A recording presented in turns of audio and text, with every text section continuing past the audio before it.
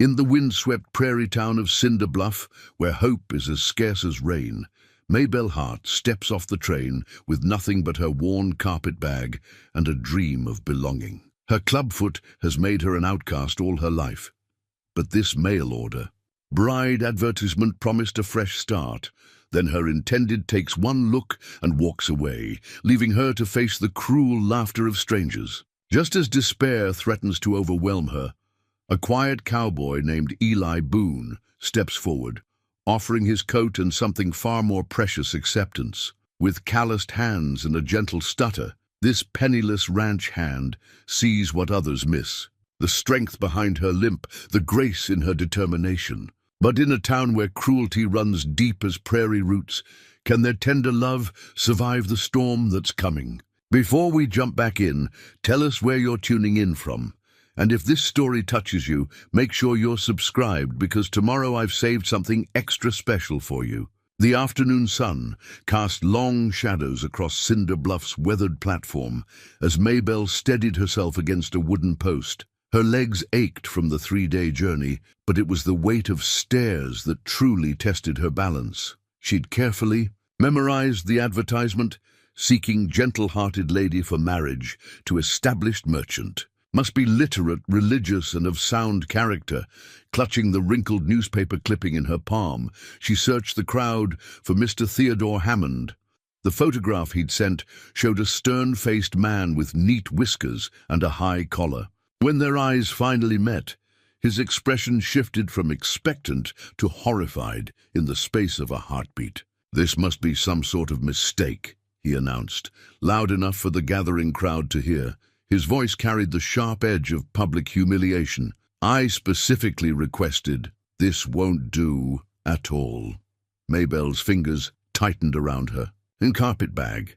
She'd seen that look before, the way people's eyes dropped to her twisted foot, then darted away as if her condition might be catching. But she'd traveled too far to crumble now. "Mr. Hammond," she began, her voice steady despite the tremor in her chest, "I believe we've corresponded these past 3 months. I've brought the letters." "Letters can be deceiving, can't they?"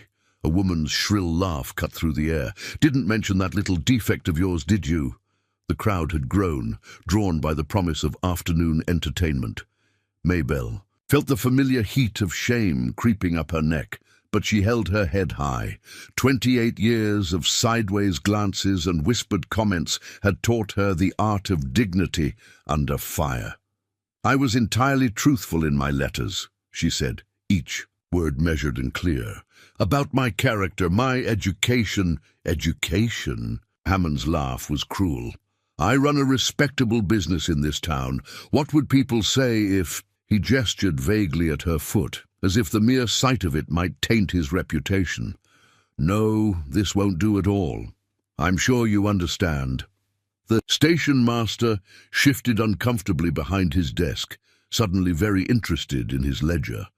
A group of young boys had gathered at the platform's edge, pointing and snickering. Maybelle felt the walls of her carefully constructed hope beginning to crack. That's when she heard it. A quiet voice, rough as prairie grass but gentle as morning dew. "Ain't right, treatin' a lady that way." The crowd parted slightly, revealing a tall figure in dust-covered work clothes. His broad-brimmed hat was pulled low, but Maybelle caught the flash of kind eyes beneath its shadow. He moved with the easy grace of someone who spent more time in a saddle than on polished floors. Hammond's face reddened. "This is a private matter, Boone. Best mind your own business. Reckon common decency is everybody's business," the man replied, his voice gaining strength despite a slight stutter on the word everybody. He took a step forward, and Maybelle noticed his hands, strong and calloused, but careful as he reached for his coat. "Evening's coming on cold, ma'am. You might want this." The coat was well worn but clean, and it carried the scent of sage and honest work. As he draped it over her shoulders, Maybelle caught a glimpse of the quiet strength in his face. Not handsome in the conventional way, but something far more valuable, genuine. Cinder Bluff's streets turned to copper in the setting sun, the day's dust settling like memory around their feet. Maybelle matched her pace to Eli's, who she noticed had slowed his stride to accommodate her without drawing attention to it. His consideration ran quiet and deep, like an underground spring. "Been here long?" she asked, breaking the silence that had settled between them since leaving the station. 5 years come winter. His stutter seemed to ease when he wasn't confronting anyone. "Started as a ranch hand at the R, saved enough to buy a small piece of land." He glanced at her, then away. "It ain't much, but it's mine." They passed the general store, where Hammond's name was painted in proud letters across the window. Maybelle held her head higher, though her heart still ached from the public humiliation. A pair of women whispered behind their hands as they passed. "Folks'll talk themselves tired soon enough," Eli said softly. "Then they'll find something new to gossip about. You seem familiar with their ways.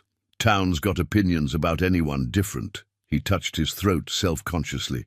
"My words don't always come easy. Some find that reason enough for judgment." Maybelle understood then. His kindness came from a place of shared experience. Before she could respond, they reached a 2-story building with a weathered sign reading, "Mrs. Whitaker's Boarding House." "This is it," Eli said, setting down her bag. "Mrs. Whitaker's fair-minded, at least." He hesitated, then added, "Though her rates ain't exactly gentle." Maybelle's hand went to her pocket, where her carefully saved money lay. After the train ticket and supplies, there wasn't much left. She'd counted on Hammond's offer being genuine. "I should have enough," she began, but Eli was already shaking his head. "There's something else you might consider," he said, the words coming slowly, deliberately. "I've got a small cabin on my land. Nothing fancy, but there's a spare room. Used to be my ma's before she passed." He looked at her directly now, his eyes honest and clear. "You could stay there, no charge, until you figure your next steps." The offer hung in the air between them, weighty with possibility and risk. Maybelle studied him. This quiet man who'd shown more kindness in an hour than she'd known in years. "People would talk," she said, testing his resolve. "People already talk." A small smile touched his lips. "Besides, I've got a reputation and think of too, known as the stubbornest ranch hand in 3 counties. Be ashamed to lose that now." Despite everything, Maybelle found herself smiling back. "You're serious about this offer?" "Got a good vegetable patch," he continued, growing more animated. "Chickens, too. Could use help with the eggs. My hands are too rough. Break more than I save sometimes." He paused, then added softly, "And maybe you might want to stay longer, if things work out." The sun had nearly set now, painting the sky in shades of promise. Maybelle thought of all the careful plans she'd made, the dreams she'd built around Hammond's letters, but perhaps God had a different plan. One that started with a borrowed coat and a kind heart. "I'd need to see this cabin first," she said. "You carefully." "Course." Relief flooded his face. "Got my wagon just down the street, unless—" He glanced at her foot with concern. "I can manage," she assured him. "I've learned to judge my limits, Mr. Boone." "Eli," he reminded her gently. "And I reckon you've learned to exceed them too."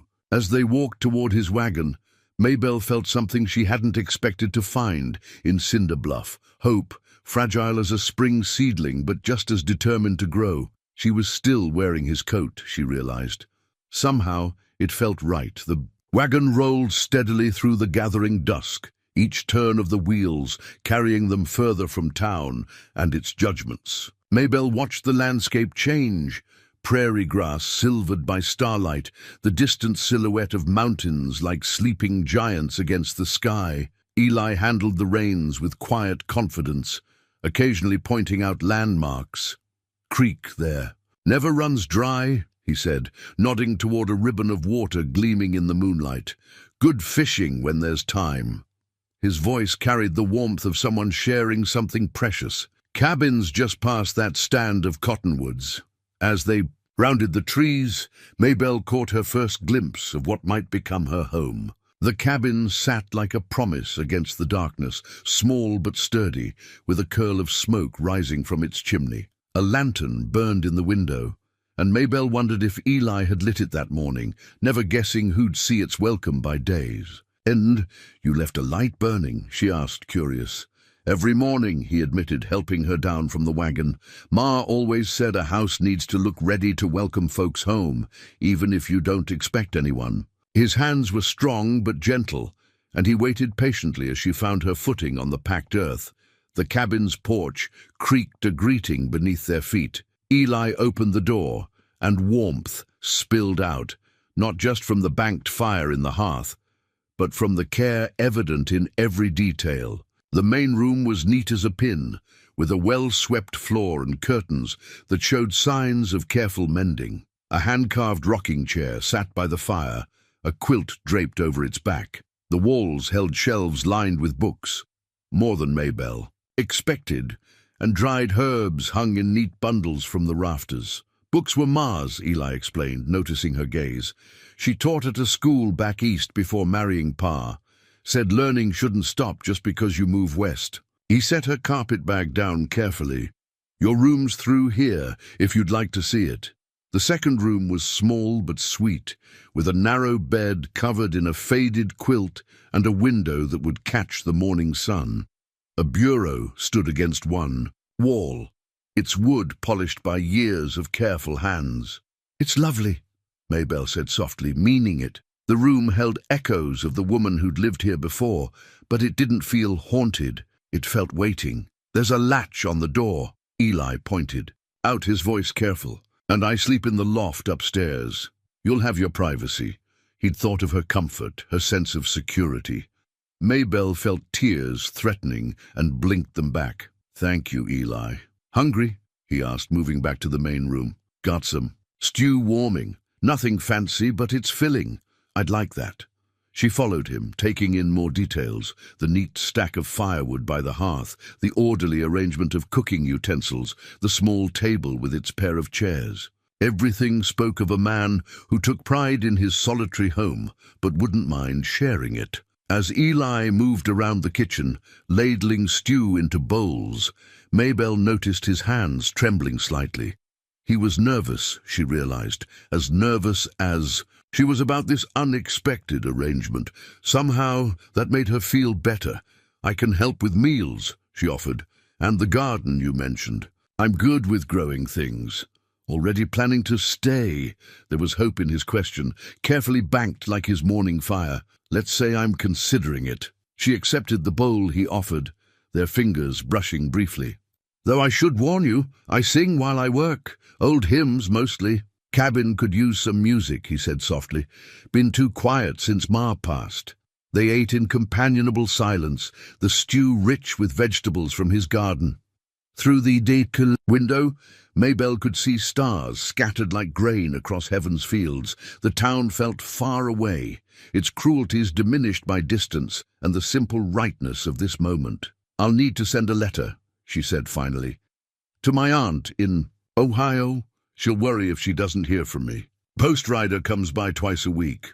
Eli gathered their empty bowls.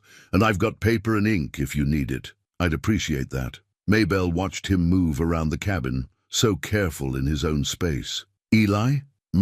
What made you offer me this? Really?" He was quiet for a long moment, arranging the bowls in the wash basin. "Sometimes," he said finally, his words slow but sure, "a person just knows when something's right, like finding the perfect spot to dig a well, or knowing when a storm's coming." He turned to face her. "You stepped off that train, and something in my heart said, 'Oh, there you are.'" Dawn broke over the cabin like a watercolor painting, all soft edges and promise. Maybelle woke to the sound of quiet movement, Eli's boots on the porch boards, the gentle clatter of breakfast preparations. She'd been here a week now, and already the rhythm of mornings felt familiar as her own heartbeat.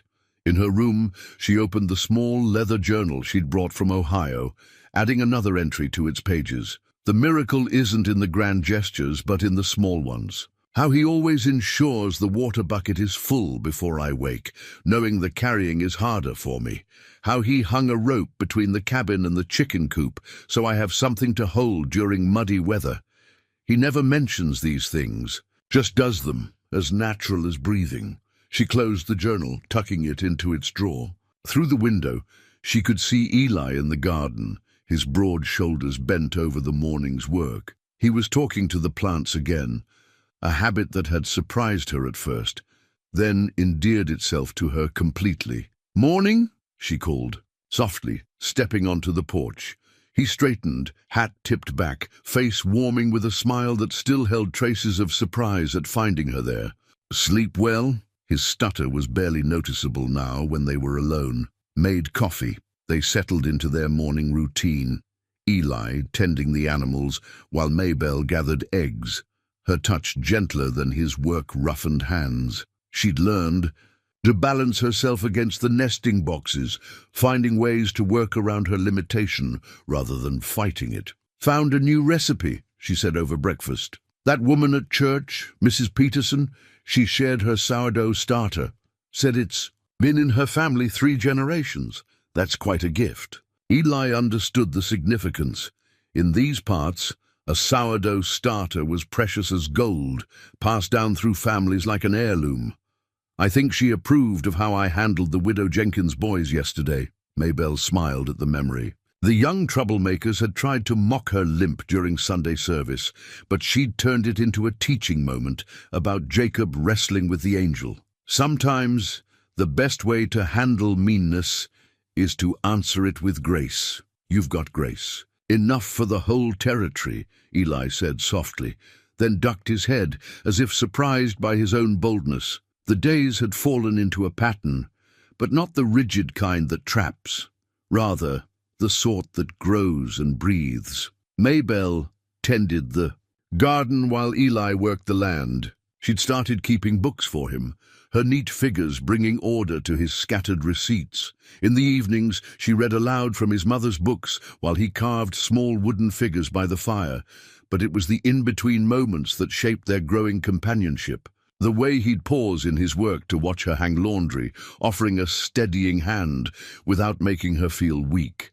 How she learned to recognize the tension in his jaw that meant his words were fighting to come out, and would wait, patient and understanding, until they found their way. "Got a letter today," Eli mentioned that evening as they sat on the porch, watching the sun paint the prairie gold. "From the Triple R. They're looking for extra hands for the roundup. Good money in." "That," Maybelle said carefully. They both knew what went unsaid, that his small farm needed every penny it could get. Be gone 3 weeks. He glanced at her, worry creasing his brow. "Don't like the thought of leaving you alone." "I'm capable," she reminded him gently. "And Mrs. Peterson said she'd look in on me. Besides," she smiled, "someone needs to keep your mother's roses blooming." The roses were her latest project, spindly bushes that hadn't flowered in years, now showing signs of new growth under her care. Like everything else in this place, they just needed patience and attention to reveal their beauty. "You'll be here when I get back?" The question held more than its simple words. Maybelle looked out at the land that had become home, at the garden where her vegetables grew alongside his, at the path between cabin and coop that bore the imprint of her adjusted gait. "Yes," she said softly. "I'll be here." Something shifted between them then, subtle as a change in wind direction. They sat in companionable silence as darkness gathered, each thinking of the word home, and how its meaning could expand to hold 2 hearts instead of 1. Saturday's market day brought Cinderbluff to life, wagons and carts lining the dusty main street like beads on a string.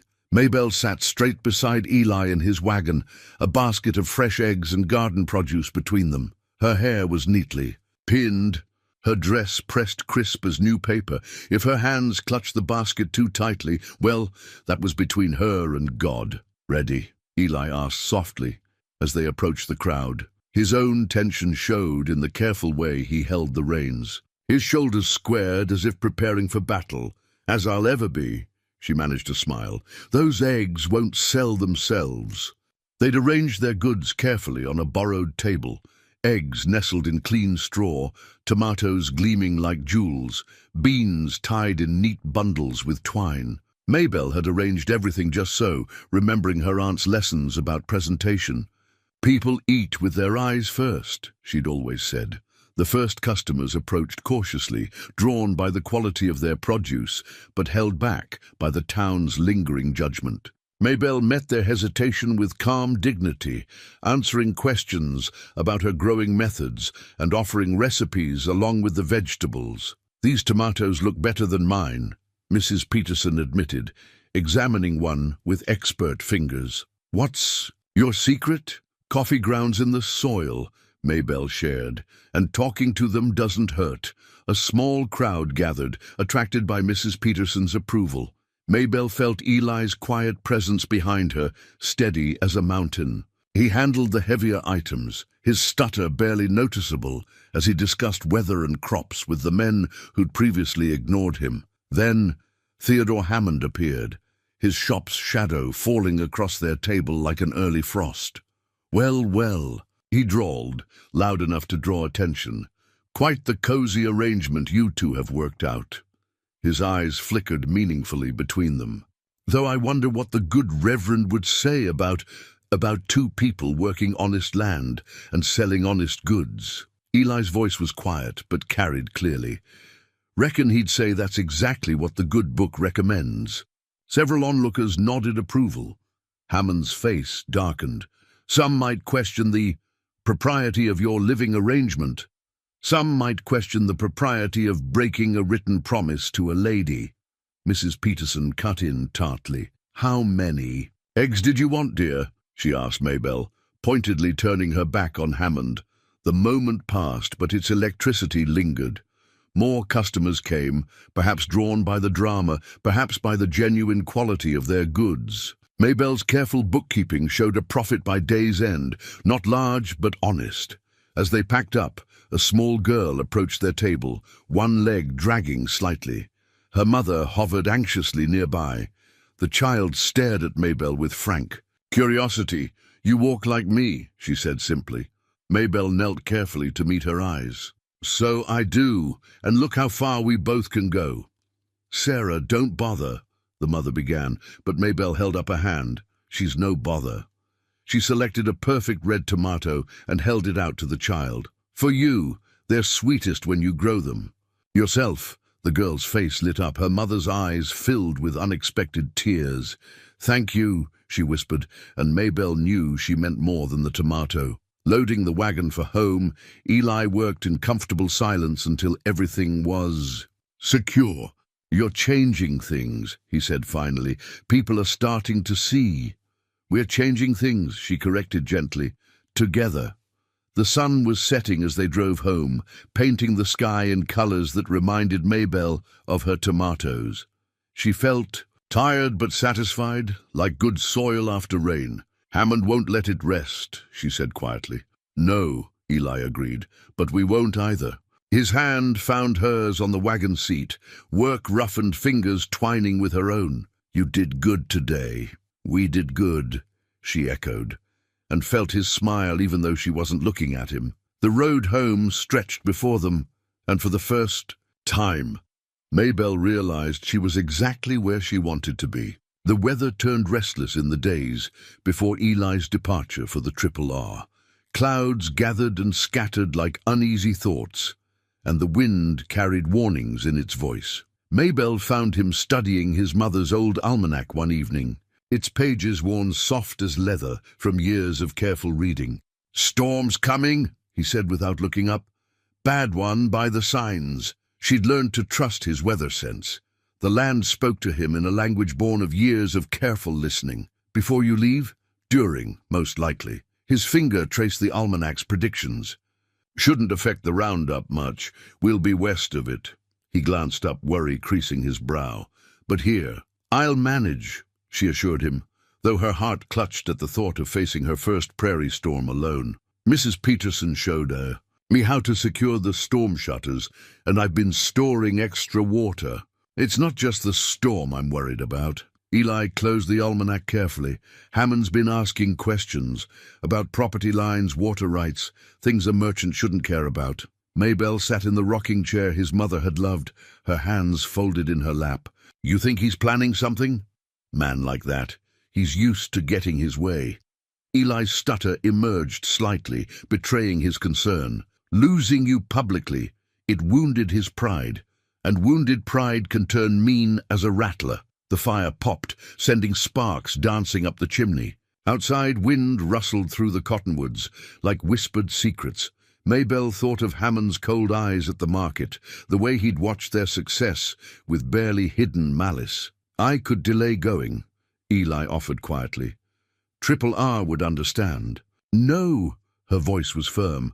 "We need that money, especially if Hammond's plotting something. Besides," she managed a smile, "what better way to show him he hasn't won than to carry on as planned?" Eli studied her face in the firelight, his eyes soft with something more than concern. "You're the strongest person I know, Maybelle Hart." "I've had practice," she said simply. Then, to lighten the mood, "Now let me check your pack again. I don't trust your sock-darning skills." The next morning brought more signs of the approaching storm. Birds flew low and nervous, and the air held the metallic taste of distant lightning. Eli worked from dawn to dusk, checking every board and nail of the cabin, reinforcing what needed strengthening. Maybelle watched him from the garden, where she was harvesting what might be damaged by wind. His care for her safety spoke louder than any words of devotion could. "Found something," he said that evening, bringing out a small wooden box. "Ma's old emergency fund. Not much, but," he pressed it into her hands, "just in case." "Eli, please." His voice was rough with emotion. "Would rest easier knowing you had it." She accepted the box, understanding this wasn't just about money. It was about trust, about being chosen as the keeper of his mother's legacy. That night, unable to sleep, Maybelle wrote in her journal, "Tomorrow he leaves, and I find myself counting the things I haven't said. How his kindness has become as necessary as air. How his quiet strength makes me stronger. How this cabin has become more home in weeks than any place has been in years. But perhaps some things are better proven than spoken, like the way he reinforced every window today, or how I'm darning his socks by candlelight, each stitch a small prayer for his safe return." A knock at the door startled her from writing. Eli stood there, looking apologetic. "Saw your light. Should have known you'd be up too." "Come in," she said softly. "I'll make tea." They sat at the kitchen table, sharing the comfortable silence they'd learned together. Finally, Eli spoke. "Been thinking, when I get back, maybe we could talk about making this arrangement more permanent, if you're willing." Maybelle's heart stuttered like a candle in wind. "You mean I'm not good with words, but I'm good at knowing what's right. And this, us, it's right as rain." He met her eyes steadily. "Don't need to answer now, just think about it." Outside, thunder rolled across the prairie like God clearing his throat. The storm was coming, but in that moment, Maybelle felt nothing but warmth. "I'll think about it," she promised, though her heart had answered long ago. The first morning after Eli's departure felt strange as a dream. Maybelle woke to a silence deeper than usual, broken only by the restless wind and the distant rumble of thunder. His absence seemed to take up physical space, like a shadow cast by the sun. She'd promised herself she wouldn't waste time with melancholy. There was work to be done, and she'd learned long ago that purpose was the best medicine for loneliness. Still, she found herself touching things he'd left behind. The coffee cup on the shelf, his mother's almanac on the table, the half-finished wooden figure by his chair. The storm's approach brought an unexpected visitor. Sarah, the little girl, from the market, appeared at her door just as the first fat drops of rain began to fall. "Mama sent me," she said, balancing carefully on her weak leg. "Said you might need help battening down for the storm." Her eyes were bright with purpose. "I'm good at helping." Maybelle recognized the pride in the child's voice, the need to be useful despite what others might see as limitation. Perfect timing. I could use a hand with the chickens. Together, they worked through the morning, Sarah proving surprisingly capable at gathering eggs and spreading fresh straw. Maybelle watched how the girl had developed her own ways of moving, adapting to her body's demands, just as Maybelle had. "Miss Hart?" Sarah asked as they finished. Could you teach me to read? Mama tries, but she's so busy with the little ones. The question stirred something in Maybelle. Memories of her own schoolroom back east, before her father's death had changed everything. You know, I used to be a teacher. Really? Sarah's eyes widened. But Mr. Hammond told everyone you were just a... She stopped, blushing. Just a what? A mail-order mistake, Sarah whispered, then lifted her chin defiantly. But he's wrong. About lots of things. Maybelle felt a familiar pain, but it was overshadowed by an idea taking root. Would your mama mind if we started lessons tomorrow? We could use Eli's mother's books. She'd be glad. Says I need learning more than pity. By the time Sarah's mother came to collect her, Maybelle had a plan forming. The storm might keep them housebound for days, perfect time for teaching. And not just Sarah, there were other children in outlying farms who couldn't make the long trip to the town school. That evening, as rain drummed on the roof and lightning painted the windows in brief, brilliant flashes, Maybelle wrote in her journal, "Today I remembered who I was before the world tried to make me smaller. Teaching was never just a job, it was a calling. Perhaps that's why God led me here, to this cabin with its shelf of waiting books and a child eager to learn. Eli's mother taught back east before coming west. Did she too dream of bringing knowledge to this wild place?" The next days brought more than just the storm. Word spread about the teaching offer, and soon Mrs. Peterson arrived with 2 more children, siblings whose family lived too far from town for regular schooling. "Hope you don't mind," she said, wringing rain from her shawl. Their mother nearly wept at the chance, been worried sick about them falling behind. Maybelle set up a makeshift classroom in the main room, using the fireplace slate for figures and letters. The children sat on cushions, eager faces glowing in the lamplighters. The storm raged outside. She taught them reading and sums, but also songs to remember their letters and games that made learning feel like play. "You've got a gift," Mrs. Peterson observed, watching from the doorway. "Shame to waste it." "Nothing's wasted," Maybelle replied, thinking of all the turns her path had taken to bring her here. "Everything teaches us something, if we're willing to learn." The storm lasted 4 days, and by the time it cleared, something had shifted in Cinder Bluff's social winds. Mothers who had previously avoided her eye now stopped to chat about their children's progress. Even the Reverend, hearing of her impromptu school, paid a call. "We've been needing someone with proper teaching experience," he said, studying her with thoughtful eyes. "Our last schoolmaster left 2 months ago. Position still open, if you're interested." Maybelle thought of Eli's quiet support, of Sarah's eager mind, of all the other children who needed what she could give. "I'd need to discuss it with Eli when he returns," she said carefully. "This is his home too now." The Reverend nodded, understanding, more than she'd said. "Take your time, though I suspect Mr. Boone will be proud to have a schoolteacher for his..." He paused, diplomatically. "For his friend." After he left, Maybelle stood in the doorway, watching the sun break through the clouds. The storm had changed more than just the landscape. It had revealed something she'd almost forgotten, that sometimes the greatest strength lies not in enduring alone, but in having something precious to share. Eli returned on a Tuesday evening, dust-covered and weary, but his face lit up at the sound of children's voices spilling from his cabin. He sat astride his horse for a long moment, watching through the window as Maybelle led a reading lesson, her hands graceful as she traced letters in the air. Sarah spotted him first. "Mr. Boone's back," she called, and the spell of study broke like a soap bubble. Maybelle turned, and their eyes met through the window. Something passed between them, quiet as a prayer and just as powerful. "Class dismissed," she said softly, and the children gathered their things, filing past Eli with excited greetings as he dismounted. Mrs. Peterson, who'd taken to staying during lessons, gathered the youngest ones. "Welcome home," she said meaningfully, shepherding the children toward their waiting wagon. "You've missed quite a few changes." Then they were alone, standing on either side of the threshold, like 2 people at the edge of something vast and wonderful. Eli's hand went to his pocket, where his mother's ring had rested against his heart throughout the roundup. "You've been busy," he said finally, voice rough with more than trail dust. The storm brought unexpected blessings. Maybelle moved to take his saddlebags. "Are you hungry? There's stew keeping warm." "Starving." But he caught her hand before she could turn away.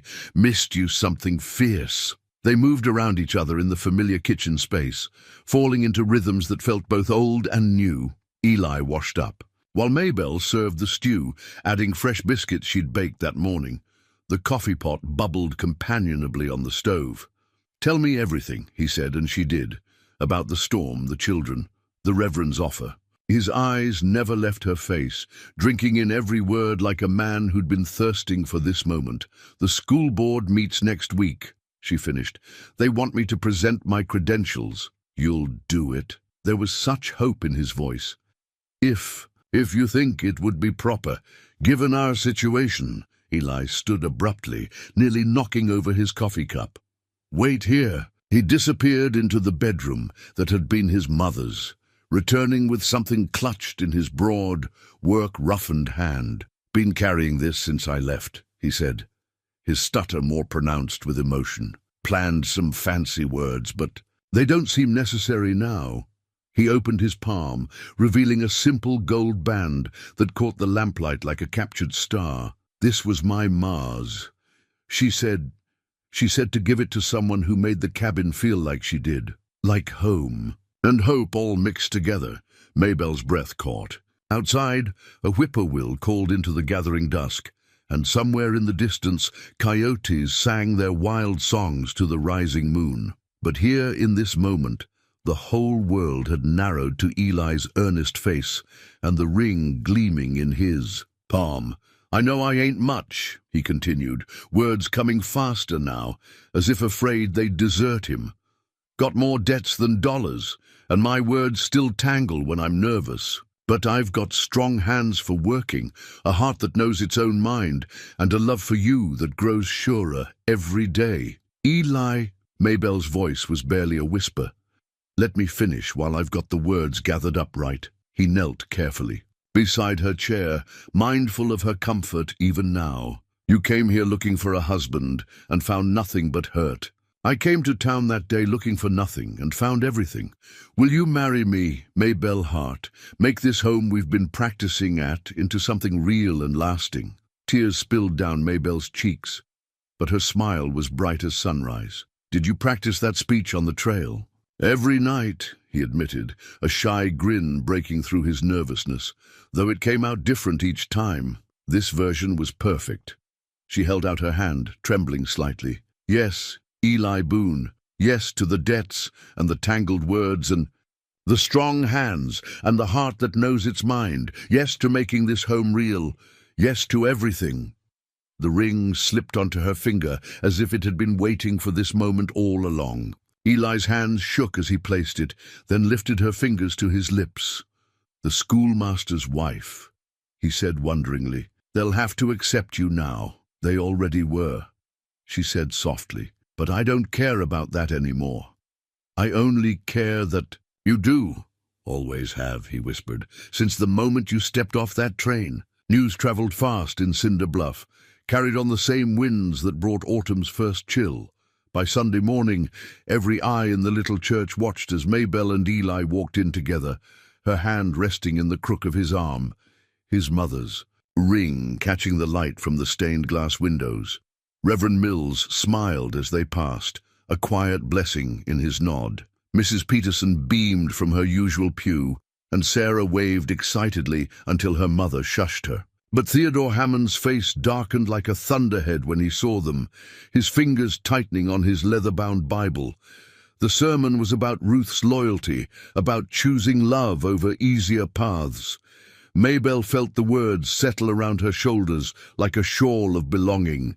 Eli's hand found hers during the final hymn, his deep voice harmonizing with her soprano as naturally as their lives had woven together.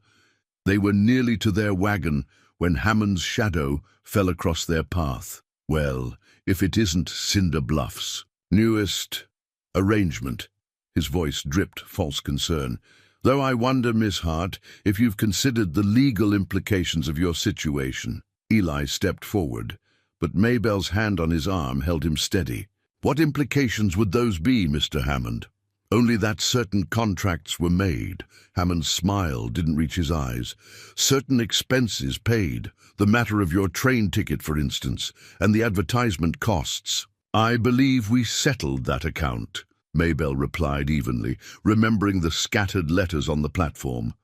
"Along with any obligations attached to it." "Did we?" Hammond glanced meaningfully at the school board members gathering near the church steps.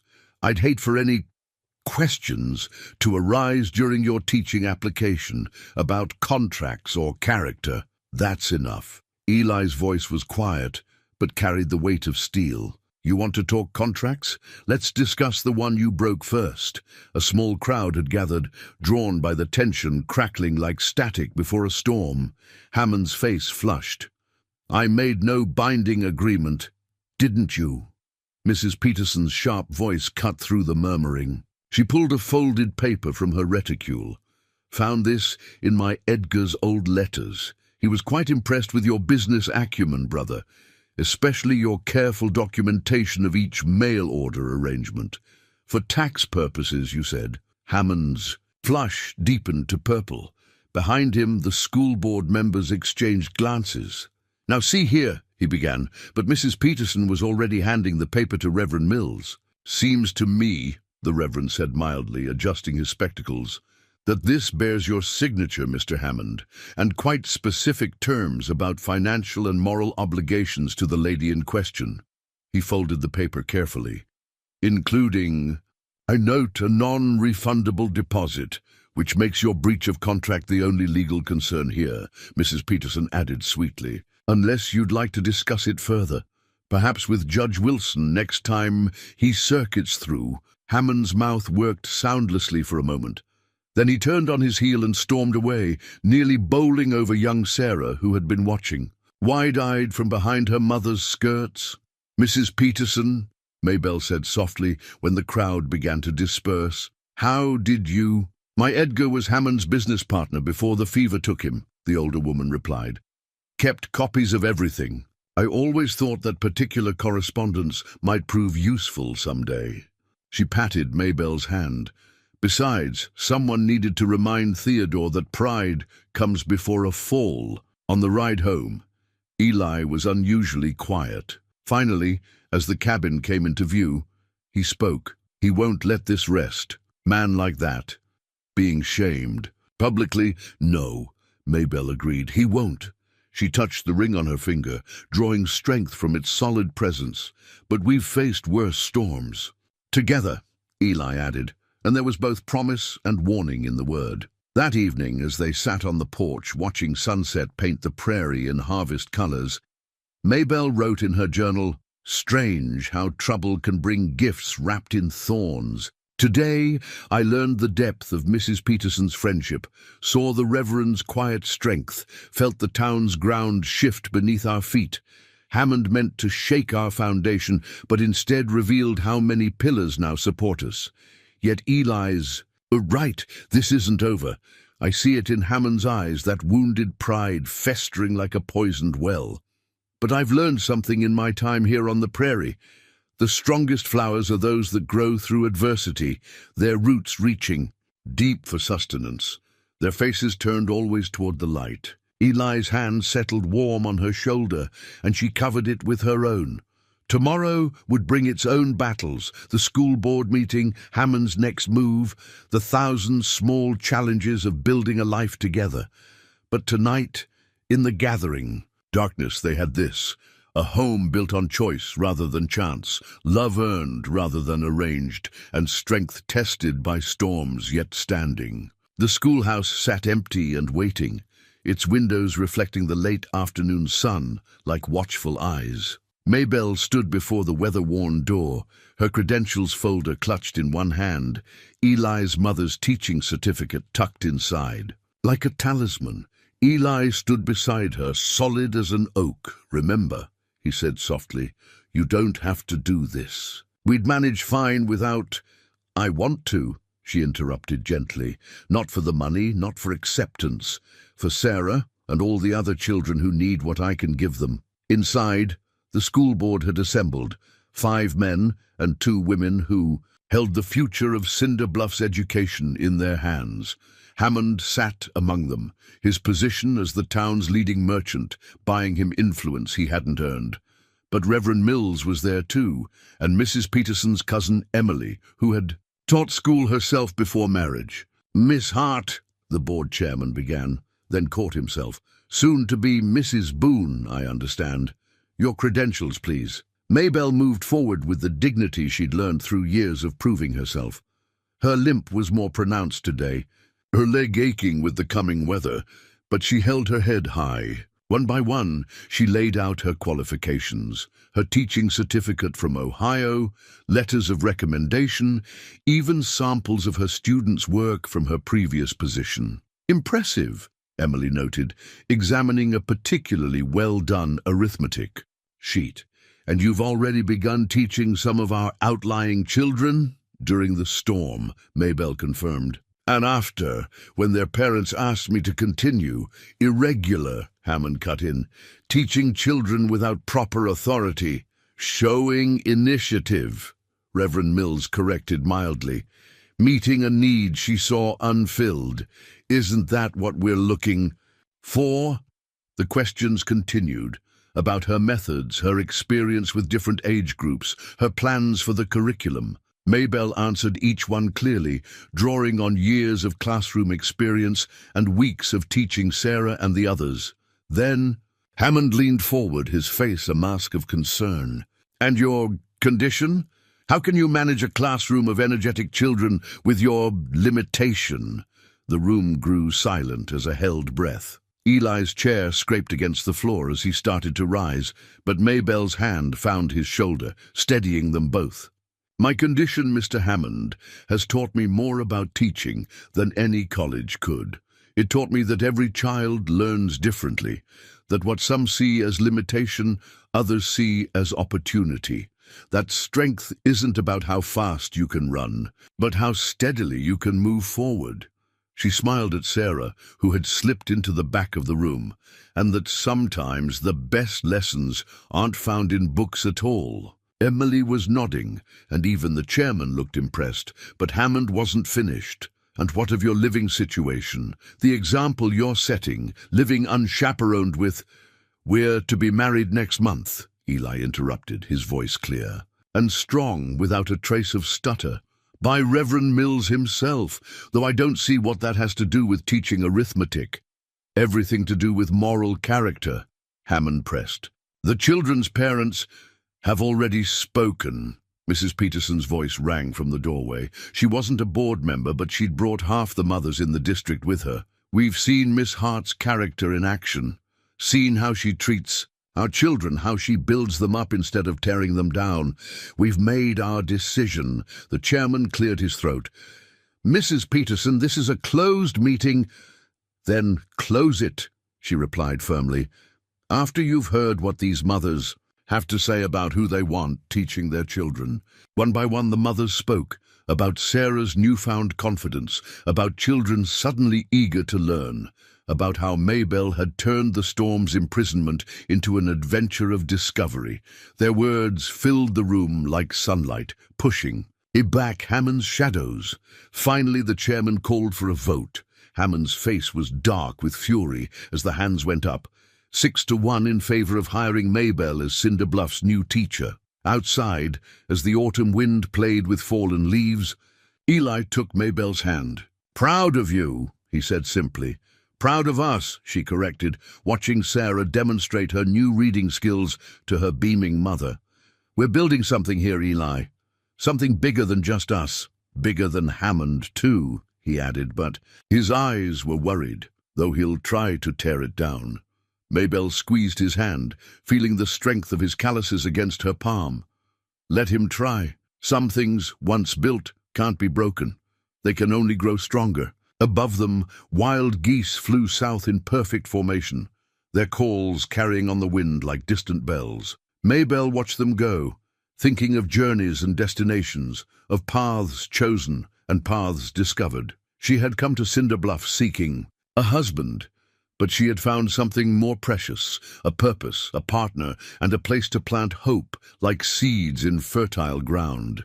The first snow of the season dusted Cinder Bluff like sugar on a wedding cake, and preparations for both winter and the upcoming marriage kept Maybelle and Eli busy from sunup to sundown. She divided her time between teaching and creating a home, while he worked double time to ensure the cabin would be warm and secure for the coming months. The surprise came on a Saturday morning, when a wagon train of sorts appeared on their road.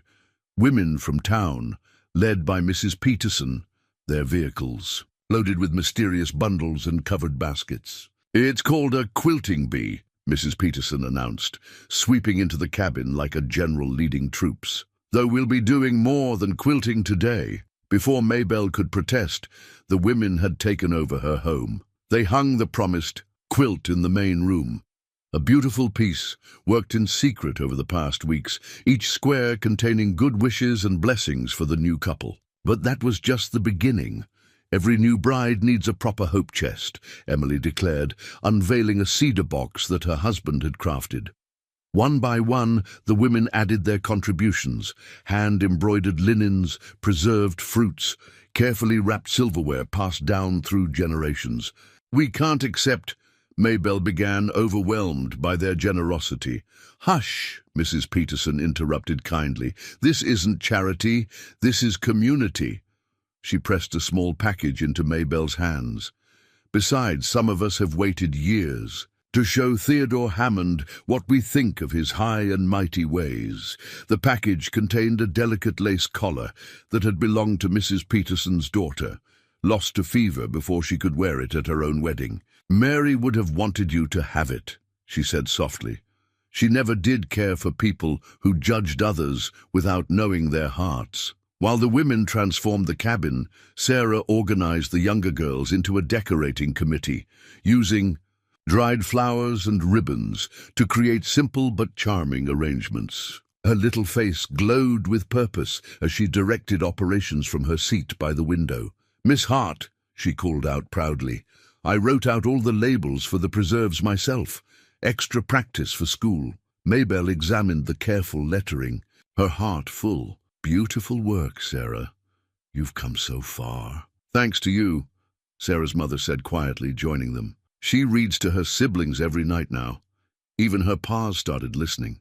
The morning turned to afternoon, filled with the comfortable sounds of women working together, sharing recipes, trading stories, offering advice both practical and personal. Maybelle found herself drawn into their circle as naturally as thread. Through a needle's eye, her initial discomfort fading with each shared laugh and gentle touch. Then came another surprise. The men arrived, led by Reverend Mills and Sarah's father, carrying tools and lumber. Eli, who had been working in the barn, emerged to find his property transformed into a buzzing work site. "Thought you might need help with those winter preparations," the Reverend said simply. "Many hands make light work." While the women continued inside, the men set about weatherproofing the cabin and barn, repairing what needed fixing, and adding a few improvements they deemed necessary for a proper home. Eli worked alongside them, his usual reserve softening in the face of their easy acceptance. "Never thought I'd see the day," he confided to Maybelle during a quiet moment. "Most of these folks never gave me the time of day before. Maybe they just needed to see you through new eyes," she replied, watching as Sarah's father showed a younger man how to properly seal a window frame. "Sometimes it takes one person changing their view for others to realize what they've been missing." The day wore on, and more townspeople arrived, bringing food and supplies and willing hands. Even those who had once turned away from Maybelle's limping gait or Eli's stuttered speech now found themselves caught up in the spirit of community that had taken root in the prairie soil. As evening approached, Mrs. Peterson unveiled one final surprise, a feast laid out on tables borrowed from the church, everyone contributing what they could. Lanterns were lit, casting a warm glow over the gathered faces as Reverend Mills offered a blessing. "Look what you've started," Eli whispered to Maybelle as they watched their neighbors share food and conversation, children playing together in the yard's first snow. "Not me," she corrected softly. "Us. And them too. Sometimes people just need permission to be their better selves." Later, after the last wagon had departed and the cabin settled into candlelit quiet, Maybelle added a new entry to her journal. "Today, I witnessed a miracle as common as bread and as precious as gold, the miracle of belonging. Each stitch in, the quilt, each nail hammered, each dish shared, was a declaration. You are one of us now, not despite our differences, but somehow because of them. We've given this community something they needed without knowing it. Proof that love doesn't require perfection, only persistence, and in return, they've given us more than objects to fill a hope chest. They've given us hope itself." Eli found her there, writing by lamplight. Without a word, he wrapped his warm hands around hers, and together they stood at the window, watching snow erase the wagon tracks leading to their door. Tomorrow would bring new tracks, new paths, new connections. They were no longer alone against the prairie winds. The letter arrived on a bitter December morning, carried by the same post-rider who had once delivered Hammond's promises to Maybelle. She recognized the legal letterhead from Copper Springs, the nearest large town, and her heart sank even before. She broke the seal. She waited to read it until the children had gone home, not wanting her worry to shadow their lessons. The schoolhouse felt suddenly colder as she unfolded the crisp paper, despite the crackling wood stove. "Legal notice," it began, "regarding the matter of property rights and contractual obligations." Eli found her there an hour later, still staring at the document's careful script. One look at her face, and he knew. "Hammond?" She nodded, passing him the letter. "He's claiming the school board's decision was improper, says there are moral character clauses in the teaching contract that I violated, and," she took a shaky breath, "he's challenging your land claim." Eli's face darkened as he read. "Says the original survey was wrong, that half our property, including the creek rights, belongs to his new mining venture." His hands trembled slightly, but his voice stayed steady. "Convenient timing. There's more." Maybelle touched the final paragraph. "He's filed these claims with Judge Wilson, wants them heard before he circuits back to Copper Springs next week, right before our wedding date." Eli's jaw tightened. "He means to force us out one way or another." The ride home was quiet, both of them lost in thought. The setting sun painted the snow-covered prairie in shades of rose and gold, but its beauty felt distant now, like a happiness belonging to someone else. They found Mrs. Peterson waiting at the cabin, her face grave. "Heard about Hammond's latest scheme," she said without preamble. "Half the town's talking about it. News travels fast," Maybelle said wearily, but the older woman shook her head. "Travels even faster when Hammond makes sure of it. He's been in his store all day, showing anyone who'll listen some fancy survey map, talking about regrettable but necessary legal action and moral standards of the community." Her voice dripped with disgust. "Even offered to buy out your blame Eli. Says it would be the generous thing to do given the circumstances." Eli's hands clenched on the reins he still held. "Generous like a snake offering to swallow a mouse." "What can we do?" Maybelle asked quietly. "We can't afford a lawyer from Copper Springs, not with winter coming on, and the wedding is exactly what he's counting on." Mrs. Peterson finished. "He thinks you'll give in rather than risk a public hearing. Knows most folks won't want to travel to Copper Springs this time of year to speak for you." But there was something in her tone, a hint of satisfaction that made both Maybelle and Eli look closer. "Sarah's mother came to see me this morning," the older woman continued. "Brought some interesting papers that her husband found in the county office. Seems he's been doing some research of his own, ever since Hammond started asking about old property lines." She pulled a folded document from her reticule. "The original survey of this land wasn't done by the county at all. It was done by my Edgar, may he rest in peace, and he kept copies of everything." Eli took the paper with careful hands, his eyes widening as he read. This shows that Hammond's new survey is about as honest as his business practices.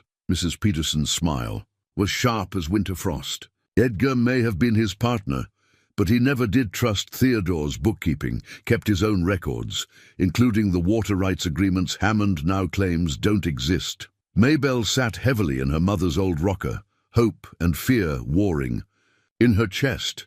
"Will it be enough? Judge Wilson's a fair man," Mrs. Peterson said, "and he has a particular dislike for those who try to manipulate the law for personal gain. But," she hesitated, "you'll both need to be in Copper Springs to present this evidence. And Hammond knows that weather this time of year could make the journey dangerous," Eli finished. He looked at Maybelle, and in his eyes she saw the same question that burned in her heart. How much were they willing to risk for their future? She thought of her students, of Sarah's proud smile when she read aloud, of the community that had gathered to fill their home with gifts and blessings. She thought of Hammond's smug certainty that they would yield rather than fight. "We'll go," she said firmly. "Whatever it takes." Eli nodded, his decision matching hers. Together, Mrs. Peterson watched them with bright eyes. "Good, because I have a few more surprises that Theodore Hammond won't see coming, including who else is willing to make that journey to Copper Springs." Outside, the wind picked up, carrying the promise of another storm. But inside the cabin, around the warmth of their determination, plans began to take shape. Plans that would either secure their future or lose them everything they'd built together. The journey to Copper Springs took 2 days through bitter winter weather, their wagon joining a small caravan of unexpected allies. Reverend Mills led the way, followed by Sarah's father driving a wagon carrying Mrs. Peterson and Emily from the school board. Behind them came 3 more families, whose children Maybelle had taught, each bringing their own evidence of Hammond's questionable dealings. Eli had insisted Maybelle ride in the enclosed wagon, where he'd arranged straw bales and warm blankets, knowing how the cold affected her leg. But she spent most of the journey sitting beside him, on the driver's seat, wrapped in his coat and her own determination. "Quite a sight we must make," she said, as they crested a hill overlooking Copper Springs. The town sprawled below them, its buildings more numerous than cinder bluffs, smoke rising from countless chimneys into the steel-gray sky. "Like an army," Eli agreed, his voice holding a touch of wonder. "Never thought I'd see the day folks would stand with us." She touched his hand where it gripped the reins. "You've earned their loyalty, Eli. Both of us have." The courthouse dominated the town square, its red brick walls rising stern and imposing above the surrounding buildings. Hammond's fine carriage already stood outside, his hired lawyer from Denver pacing the steps in an expensive coat. "Remember," Mrs. Peterson said as they gathered in the courthouse's crowded anteroom, "let them show their hand first." Edgar always said Theodore's worst enemy was his own pride. Judge Wilson proved to be a lean, weathered man, with eyes sharp as a hawk's. He listened without expression as Hammond's lawyer presented their case, laying out elaborate maps and property documents with flourishing gestures. "Furthermore, Your Honor," the lawyer concluded, "Miss Hart's contract with Mr. Hammond, though subsequently broken, established certain moral and financial obligations which preclude her current arrangement. The school board's decision to hire her was therefore made without full knowledge of these prior commitments." "I see." Judge Wilson's voice was dry as prairie grass. "And the property dispute? A simple matter of correcting an earlier survey error, Your Honor. Mr. Hammond's business interests require access to the water rights currently claimed by Mr. Boone. We're prepared to offer fair compensation for land that was never his to claim," Eli interrupted, his stutter gone in the face of righteous anger. He stepped forward, holding out Edgar Peterson's original survey. "Your Honor, I have here—" "Objection," Hammond's lawyer said smoothly. "Mr. Boone has no legal representation. Any documents he presents are admissible in my court." "Judge," Wilson cut in, "this isn't Denver, Counselor. Out here we hear a man's words before we judge their worth." One by one, their witnesses came forward. Mrs. Peterson presented her husband's meticulous records, showing how Hammond had tried to alter property lines before. Sarah's father, who worked in the county office, brought documentation of other claims Hammond had challenged and lost. Then Maybelle stood, her voice clear in the hushed courtroom. "Your Honor, Mr. Hammond speaks of moral obligations. Let me tell you about those." She drew out her teaching certificate, the letters of recommendation, the examples of her students' work. "I came to Cinder Bluff, seeking a fresh start. What I found instead was a community that judged me not by my limitations, but by my capabilities." She told of the children who needed education, of the parents who trusted her with their future, of the love that had grown as naturally as prairie. Flowers between her and Eli.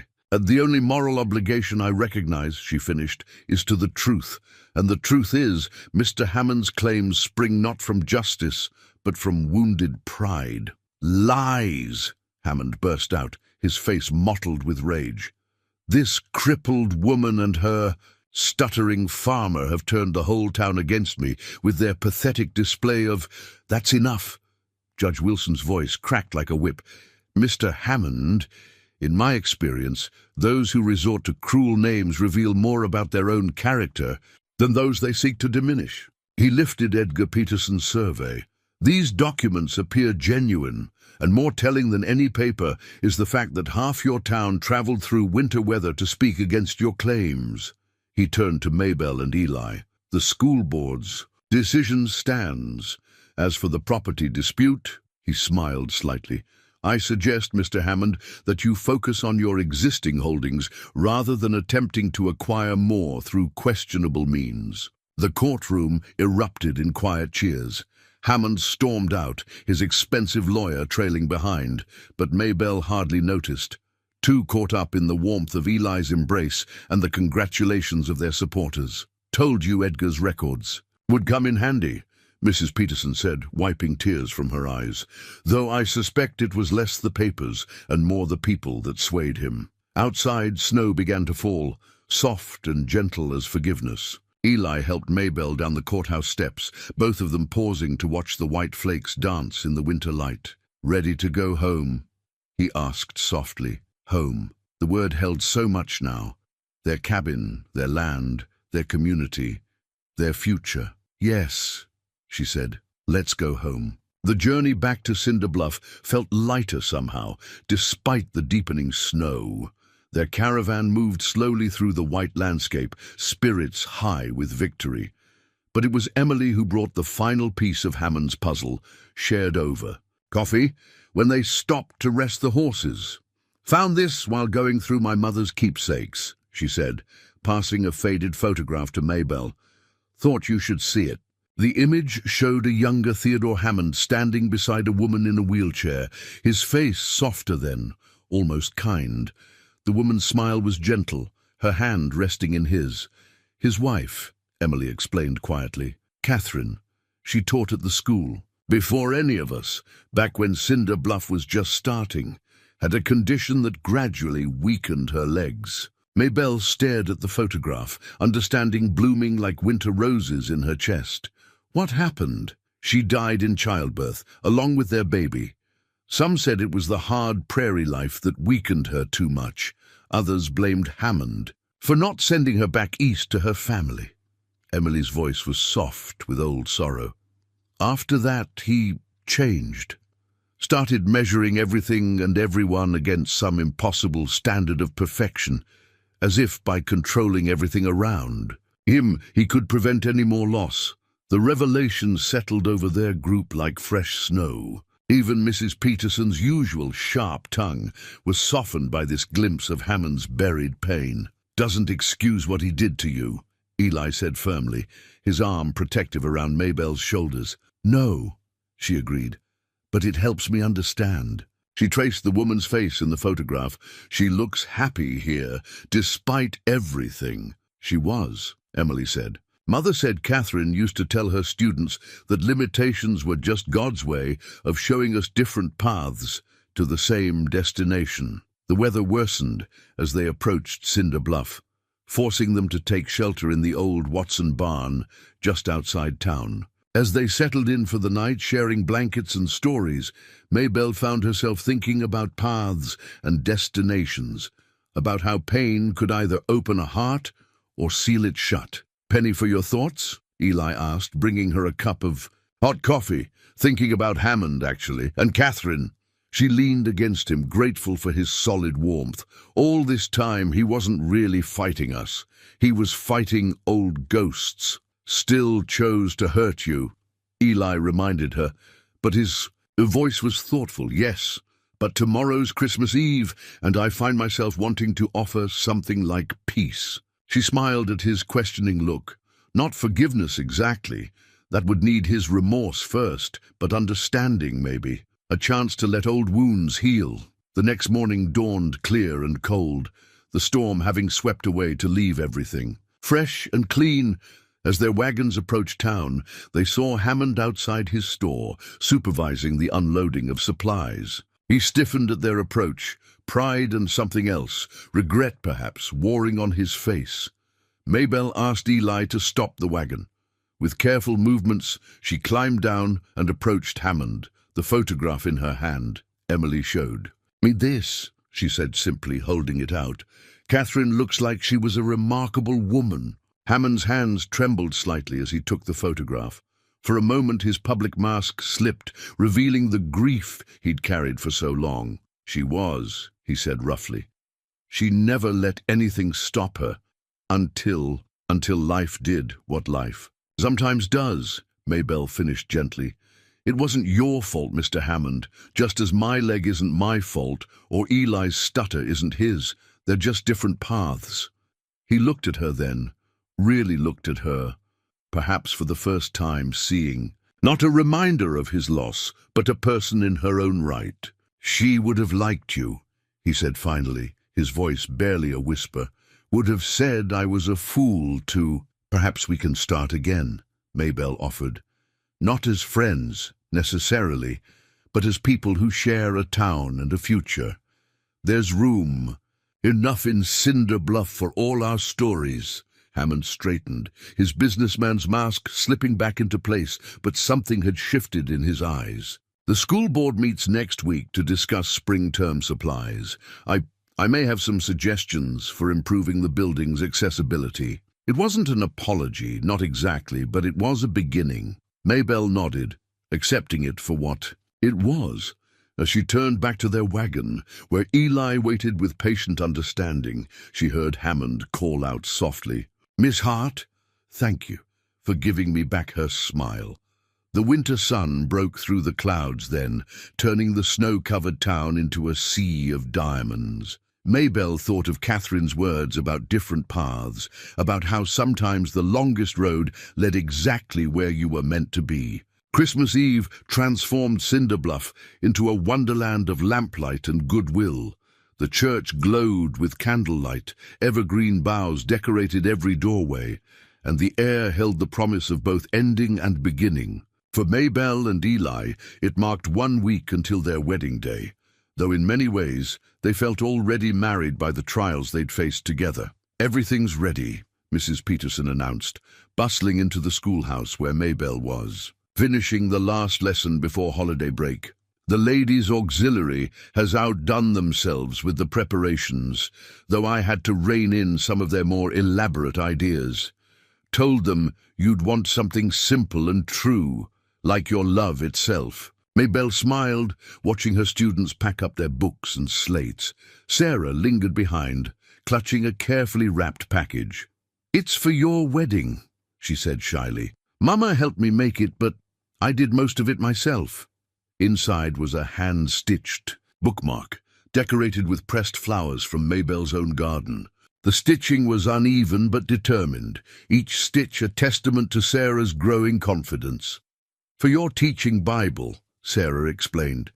"So you'll think of us when you read it." Maybelle gathered the girl into a careful hug, mindful of both. Their limitations but celebrating their shared strength.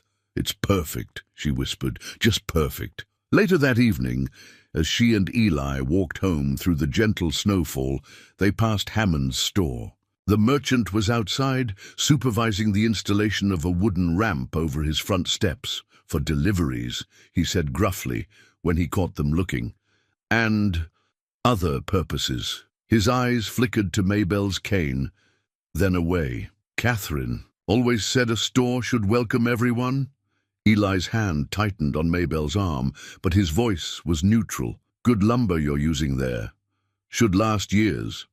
"That's the idea." Hammond hesitated, then added, "I hear you're still looking for wedding music." "Catherine's piano? It's been sitting silent too long. If you'd like to use it." The offer hung in the air like frost crystals, delicate and unexpected. Maybelle thought of the photograph, of Catherine's smile, of how love could echo through years, if given the chance. "We'd be honored," she said softly. The week passed in a whirl of preparation and celebration. The whole town seemed determined to make their wedding a symbol of new beginnings. Children decorated the church with paper chains and pine cones. Women baked and cooked enough to feed half the territory. And men appeared daily at the cabin with small improvements. A new shelf here, a repaired hinge there. Even the weather cooperated. The sun breaking through winter clouds on their wedding morning to set the snow glittering like scattered diamonds. Maybelle stood in her room at Mrs. Peterson's house, where tradition had insisted she spend her last night as a single woman, wearing her simple white dress and Catherine's lace collar. "Something borrowed, something new," Mrs. Peterson said, fixing the collar with careful hands. "Though I'd say you've borrowed more than lace from Catherine, you've borrowed her way of turning hardship into grace." At the church, Hammond's piano had been positioned near the altar, polished to a warm glow. Sarah sat proudly at its bench, her weeks of secret practice evident in the way she played the wedding march with careful determination.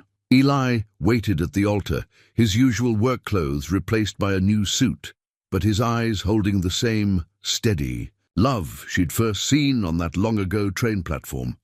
His stutter emerged only once during their vows, on the word cherish, and somehow that made it all the more precious.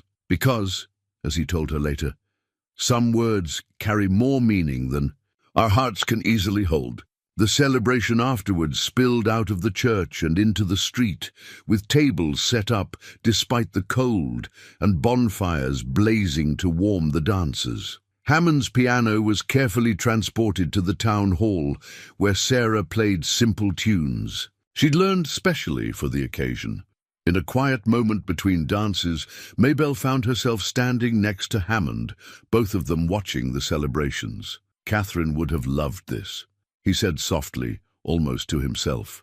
"She always said Cinder Bluff needed more music, more joy." "Then we'll make sure it has both," Maybelle replied, "for her memory and for our future." He nodded once, sharply, then walked away. But the next day, a delivery wagon would arrive at the schoolhouse carrying Catherine's old teaching materials, carefully preserved through the years. The evening ended with Eli and Maybelle riding home in their wagon, now decorated with ribbons and good wishes. The winter stars blazed overhead, like heaven's own wedding lanterns, and the air held the clean scent of pine and possibility. "Happy?" Eli asked softly as their cabin came into view, lamplight glowing in welcome. Maybelle looked at their home, thought of their journey, of the community that had become family, of the love that had grown from the soil of shared struggle, and bloomed in the light of acceptance. "More than happy," she said, "content, complete, like a story finding its perfect words." "Not ending, though," he said, helping her down from the wagon with practiced care. "No," she agreed, taking his arm, as they walked toward their future. "Just beginning." Spring came early that year, as if nature itself celebrated their fresh start. The prairie awakened with tender green shoots pushing through melting snow, and Maybelle's garden began showing signs of the abundance to come. But the real growth was happening inside the schoolhouse, where something remarkable was taking shape. It started with Sarah's mother bringing her younger children to sit in on lessons. Then came the Watson boys' father, rough hands wrapped around a primer, as he admitted he'd never learned his letters properly. Soon, Maybelle found herself teaching evening classes for adults who'd missed their chance at education. Never too late to learn, she told them, thinking of all the ways life taught its lessons. Every season brings its own wisdom. Eli supported her expanding role with quiet pride, often sitting in during evening sessions, working on his own reading between, helping with the farm's spring preparations. His stutter improved with practice, and he began leading some of the agricultural discussions, teaching others about soil management and crop rotation. "You've started something special here," Reverend Mills observed one evening, watching adults and children alike poring over books in the lamplit schoolhouse. A true community of learning. Maybelle smiled, remembering Catherine's old teaching materials that now helped a new generation. "We're all teaching each other, really. Mrs. Watson showed us all how to card wool yesterday, and Mr. Jensen's going to demonstrate proper fence mending next week." The school board, seeing the success of these expanded programs, voted to allocate funds for additional supplies. Even Hammond contributed, arriving one day with a wagon load of slate boards and chalk. "Found these in the store's back room," he said gruffly. "Catherine ordered them years ago, time they were put to use." At home, Maybelle and Eli settled into the rhythms of married life as naturally as breathing. Their cabin expanded to include a proper library corner where Catherine's books mingled with new ones, and the garden doubled in size to accommodate both flowers and vegetables. Every Sunday, Sarah came for extra reading lessons and stayed for dinner, her presence filling their home with young energy. One warm evening, as they sat on their porch watching thunderheads build over the distant mountains, Eli took Maybelle's hand. "Got something to show you," he said, his voice holding barely contained excitement. Behind the barn, hidden under canvas, stood a surprise that brought tears to her eyes. A small buggy with a specially modified step and handrail. "Sarah's father helped design it," Eli explained, his stutter barely noticeable in his enthusiasm. "And Hammond's craftsman built it. Whole town pitched in, actually.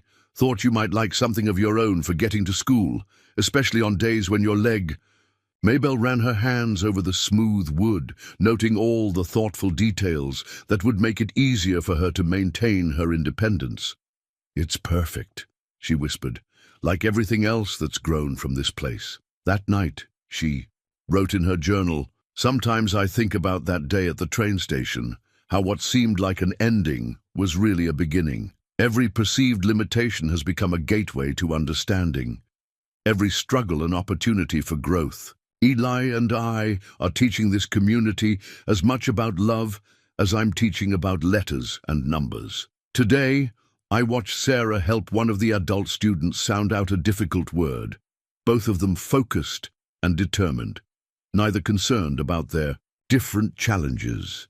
Mr. Watson, who could barely write his name 2 months ago, now reads stories to his children every night. Mrs. Jensen brings her special bread to share during evening classes, and everyone's learning to sign a few words. So the Cooper's deaf son feels more included. Hammond stopped by today with more of Catherine's old books. He's different now, not soft exactly, but less brittle. He started teaching a weekly mathematics class, showing the older students how to manage accounts and calculate interest. "Catherine always said education was about more than books," he told me. "It's about building bridges between who we are and who we could be." The evening grew dark around their cabin, fireflies beginning their dance over the spring grass. Eli came in from his last check of the animals, his presence filling their home with quiet contentment. "Good day?" he asked, settling into his chair by the fire. "The best kind," she replied, closing her journal. Tommy Watson wrote his name for. The first time, Sarah helped teach the younger children their numbers, and Mr. Jensen finally mastered long division. "Sounds like victory all around." He smiled, reaching for the book they'd been reading together. "Ready for the next chapter?" Maybelle looked at their home, at the walls that had witnessed so much growth, at the books that held so much promise, at the man who had seen her strength when others saw only limitation, and felt the deep rightness of every choice that had led here, always. She said softly, I'm always ready for the next chapter with you. Outside, spring rain began to fall, gentle as a blessing on their roof. Inside, surrounded by the life they'd built together, Maybelle and Eli continued their own story, adding new pages to a tale of love that had grown as naturally as prairie flowers after rain. 1 year to the day after Maybelle stepped off the train in Cinder Bluff, another woman arrived, clutching a newspaper advertisement and hope in equal measure.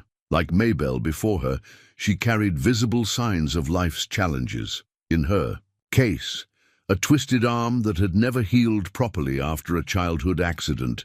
But this time, when she descended from the train, uncertain and afraid, she found not cruel laughter, but a welcoming committee. Maybelle stood at its head, leaning on her cane, with the quiet dignity that had become her hallmark. Beside her, Eli waited with the specially made buggy, ready to transport their guest to the boarding house, where Mrs. Peterson had prepared a room. "Welcome to Cinder Bluff," Maybelle said warmly. "I'm Mrs. Boone, and this is my husband, Eli. We saw your response to the teaching assistant position." The woman, Miss Rebecca Collins, according to her letters, blinked in surprise. "But my arm, I thought when you saw—" "We saw exactly what we were looking for," Maybelle interrupted gently. "Someone who understands that the best teaching comes from having faced challenges of one's own." Later that evening, as they drove home through the golden prairie sunset, Eli reached for Maybelle's hand. "Reminded me of another autumn day," he said softly, "though this one turned out a mite different." "Because we're different," she replied. "All of us, this whole town." Their cabin had grown over the year, with a new room added for their library, of teaching materials and community gatherings. Sarah was there waiting, setting up for the evening's adult reading circle. At 13, she'd become Maybelle's unofficial assistant, her own limitations forgotten in the joy of helping others learn. "Miss Collins seems nice," she said, arranging chairs in a careful circle. "Think she'll stay?" "That's up to her," Maybelle answered, "but Cinder Bluff has a way of growing on people now." The evening brought their regular gathering.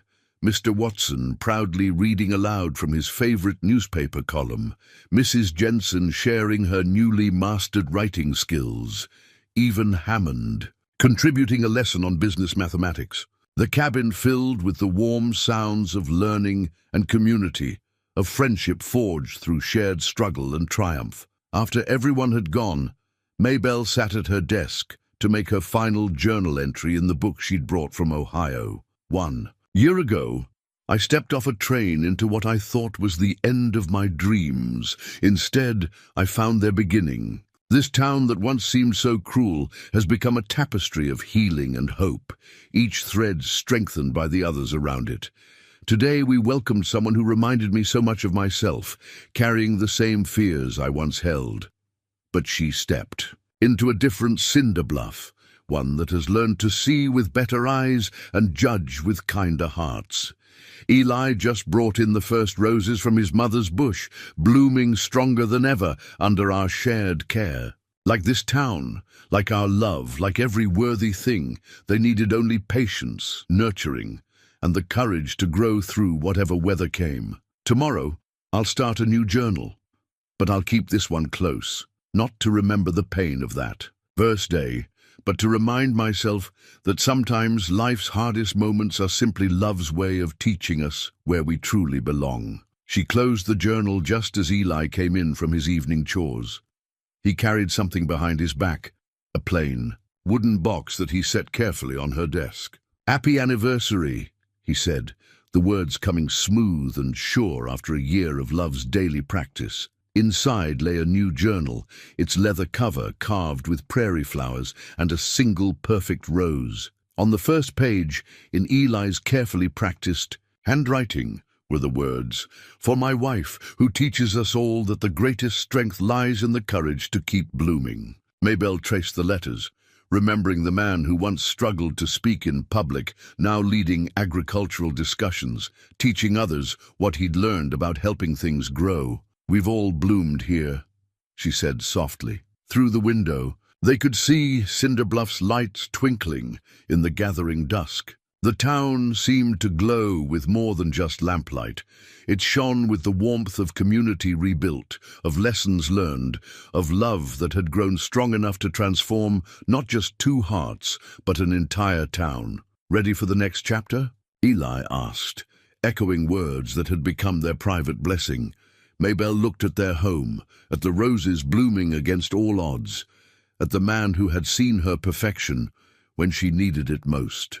"Always," she answered, "with you, always." And in that moment, as evening settled soft as a prayer around their shoulders, they stood together in the future they'd built.